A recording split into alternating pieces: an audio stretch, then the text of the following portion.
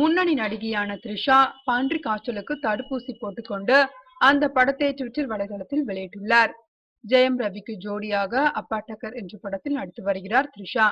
இந்த படப்பிடிப்பின் போது பன்றி காய்ச்சல் விழிப்புணர்வை ஏற்படுத்தும் வகையில் ஜெயம் ரவி, த்ரிஷா மற்றும் இயக்குனர் சுராஜ் ஆகியோர் முகத்தில் தடுப்பு துணி அணிந்தபடி படங்களை வெளியிட்டிருந்தனர். அடுத்து பன்றி காய்ச்சலுக்கான தடுப்பூசியை த்ரிஷா போட்டுக் கொண்டுள்ளார். அதை படமெடுத்து தனது ட்விட்டர் பக்கத்தில் வெளியிட்டும் இருக்கிறார். இதனால் த்ரிஷாவிற்கு பன்றி காய்ச்சல் ஏற்பட்டுள்ளதா என அனைவருக்கும் சந்தேகம் ஏற்பட்டுள்ளது. ஆனால் த்ரிஷாவோ தனக்கு பன்றி காய்ச்சல் எதுவும் இல்லை என்றும் நலமாக இருப்பதாகவும் தெரிவித்திருக்கிறார். மேலும் முன்னெச்சரிக்கைக்கு தான் தடுப்பூசி போட்டுக் கொண்டதாகவும் தெரிவித்திருக்கிறார்.